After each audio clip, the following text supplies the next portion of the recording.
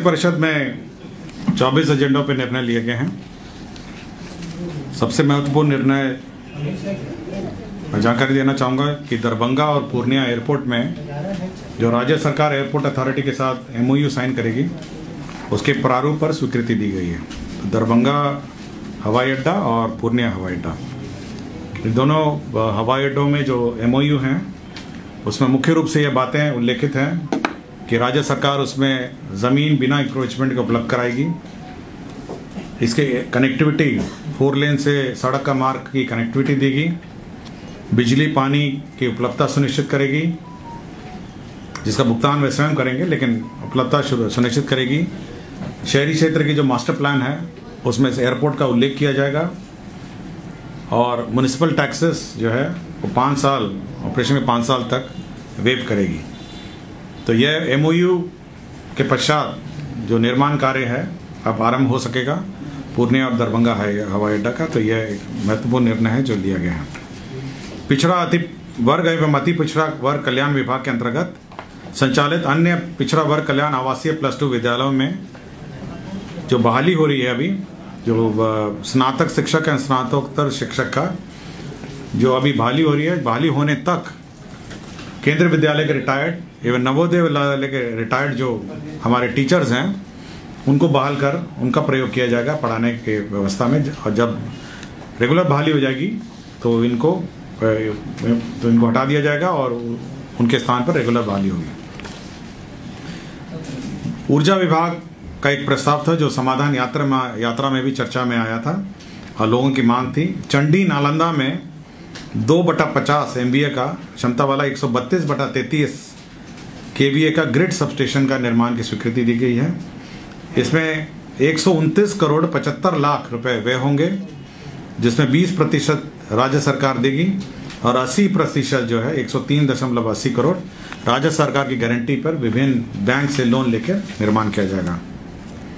7 निश्चय के अंतर्गत जो विभिन्न हमारे राजकीय अभ्यंतरण महाविद्यालय हैं उसमें वर्ग कक्ष में पुस्तकालय, कर्मशाला, प्रयोगशाला, छात्रावास, इन सब में जो उपस्कर लगेंगे उसके लिए मंत्रिपरिषद ने 150 करोड़ 40 लाख रुपए की स्वीकृति दी है। तो ये 37 राजकीय अभ्यंतरण महाविद्यालय में उपस्करों के लिए क्रय की स्वीकृति दी है। इसी प्रकार 45 राजकीय पॉलिटेक्निक एवं राजकीय महिला पॉलिटेक्निक संस्थाओं में भी 71 करोड़ 99 लाख रुपए व्यय की स्वीकृति दी है। तो दोनों जगह आपके उपस्कर का क्रय, जो लेबोरेटरी है, उपस्कर है, कंप्यूटर है, ये सभी का क्रय की स्वीकृति दी है। खान एवं भूतत्व विभाग ने NIC नेशनल इन्फॉर्मेटिक्स सेंटर जो है उसको नामांकन के आधार पर integrated mining management information system, जो कंप्यूटर सिस्टम है, सॉफ्टवेयर है, जिसके माध्यम से पूरा माइनिंग व्यवस्था जो है मॉनिटरिंग हो सकेगा, उसके लिए 4 करोड़ 58 लाख 45 हजार 313 करोड़ का व्यय की स्वीकृति मंत्रिपरिषद ने दी है। ये नामांकन के आधार पर NIC को यह कार्य आवंटित हुआ है। राज्य के काराओं में और सुदृढ़ और सुरक्षा सुनिश्चित करने के लिए 238 अतिरिक्त लिपिकों के पदों की स्वीकृति है। लिपिक और यहाँ पे क्लर्क के पद हैं जो इन जेलों में पदस्थापित होंगे, जिसमें निम्न वर्गीय लिपिक 139 हैं, उच्च वर्गीय लिपिक 50 हैं और प्रधान लिपिक 25 हैं। मद्य निषेध सिपाही संवर्ग में अब नए कर्मियों की नियुक्ति के लिए का रास्ता साफ हो गया है। इसके अंतर्गत 1218 पदों की स्वीकृति मिली है। ये ग्रुप सेंटर में रहेंगे, मतलब एक जगह स्थान पर सभी लोग रहेंगे। जैसे पटना ग्रुप सेंटर होगा, मुजफ्फरपुर ग्रुप सेंटर होगा, भागलपुर होगा, गया होगा, सहरसा होगा। तो इन ग्रुप सेंटर के माध्यम से जो डिप्लॉयमेंट है, रेड करने की व्यवस्था है और मद्य निषेध के विरुद्ध जो अभियान राज्य सरकार ने संचालित किया है उसको और बल मिलेगा और सभी हमारे स्थानों, चेक पोस्ट में यहीं से डिप्लॉयमेंट होगा।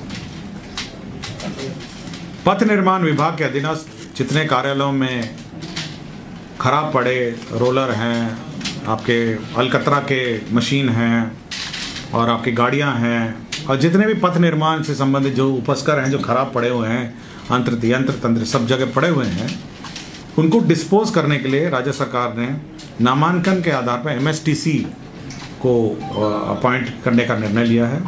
Mineral and metal trading corporation ये सभी स्थानों पर जो पड़े हुए हैं कबाड़ी है, जो सब मशीन है, उसका नीलामी में सहयोग देगी। एक कमेटी रहेगी, राज्य सरकार ने कमेटी गठन की है जो ये आइडेंटिफिकेशन करेगा, इसका सूची बनाएगा और निविदा के 21 दिन पूर्व इसका लिस्ट प्रकाशित पहले होगा, उसके बाद निविदा होगी और उसके बाद डिस्पोजल होगा।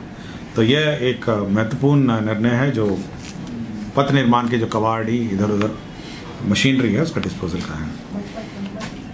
मंत्रिपरिषद ने उद्योग विभाग के अंतर्गत जो हमारे अमृतसर कोलकाता औद्योगिक कॉरिडोर निर्माण किया जा रहा है, AKIC, उसमें जो स्पेशल पर्पस व्हीकल है जो SPV बनाया गया है, ये भारत सरकार का भी उसमें अंश है, बियाड़ा का भी अंश है।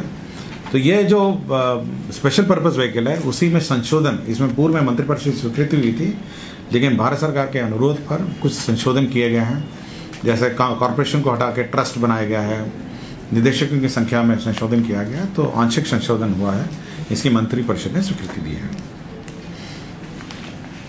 मद्य निषेध उत्पाद एवं निबंधन विभाग के अंतर्गत बिहार मद्य निषेध उत्पाद अधिनियम 2016 की धारा 95 में प्रदत्त शक्तियों का प्रयोग करते हुए राज्य सरकार ने बिहार मद्य निषेध एवं उत्पाद नियमावली 2021 यथा संशोधित नियमावली नियम 12 क के उपनियम 2 में संशोधन किया है। आपको पता होगा कि बीच में एक नियम में संशोधन हुआ था, ये जो 2021 का संशोधन है, कि यदि कोई गाड़ी पकड़ी जाती है तो आधा 50% भुगतान करने के बाद उसको मालिक को वापस किया जा सकता है और उसके बाद न्यायालय का जैसे आदेश हो उसके बाद राशि के वापस करने पर निर्णय लिया जा सकता है। अब यह है कि अब ये जो 50% का लिमिट है इसको घटा के अब 10% हो गया है, कम से कम 10% या 5 लाख रुपए से अधिक नहीं होगी। तो ये एक लिमिट बना दिया गया है कि इतनी राशि वह आपको जमा करनी होगी और यह डिस्ट्रिक्ट मजिस्ट्रेट के यहाँ अपील होगा और वह निर्धारित करेंगे कि यह कितनी लिमिट होगी। तो मिनिमम लिमिट जो है 10 लाख या 5 लाख रुपए से अधिक नहीं होगी। तो ये लिमिट संशोधन में नियम में अंकित कर दिया गया है। पहले होता था कि 50% आप भुगतान करिए और गाड़ी ले जाइए, तो ये लिमिट में संशोधन कर दिया गया। बिहार मद्य निषेध अवर निबंधन सेवा नियमावली 2017 में संशोधन किया गया है और इसका मुख्य कारण है कि जो हमारे कर्मी हैं, जो नियुक्ति कर्मी हैं, उनको हिंदी टिप्पणी प्रारूपण परीक्षा, कंप्यूटर जांच की परीक्षा के प्रावधानों में एकरूपता लाने के लिए निर्धारित प्रक्रिया लागू की गई है। तो कंप्यूटर के ज्ञान की जानकारी हो, इसके लिए यह संशोधन किया गया। स्वास्थ्य विभाग पटना के अंतर्गत बिहार महिला स्वास्थ्य कार्यकर्ता ऑक्सिलरी नर्स मिडवाइफ ANM का संवर्ग नियमावली 2018 संशोधित किए हैं। इसमें मुख्य रूप से 2 संशोधन है, महत्वपूर्ण संशोधन है। पहले तो है कि अब परीक्षा के माध्यम से यह बहाली होगी। पहले मार्कशीट के आधार पर होती थी, अब परीक्षा के आधार पर बहाली होगी।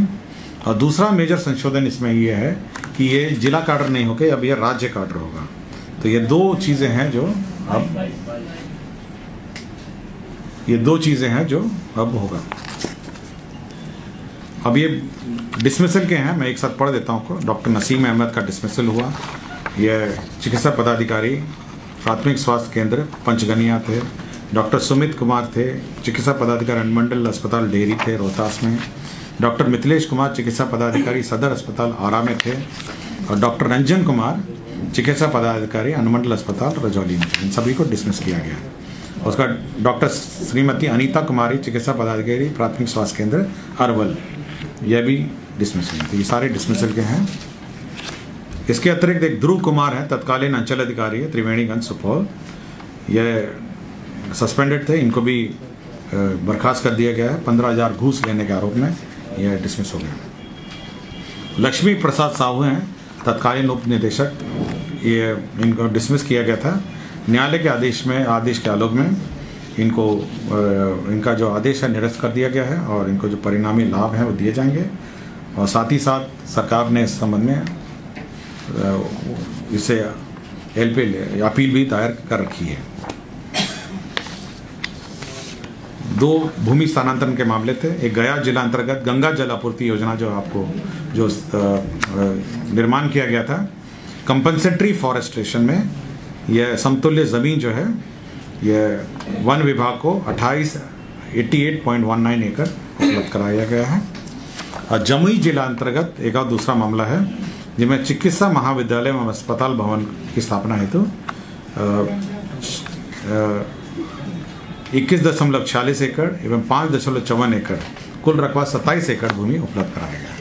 यही निर्णय थे और एक निर्णय था जिसमें एडवोकेट जनरल का जो मानदेय है वो निर्धारित किया गया।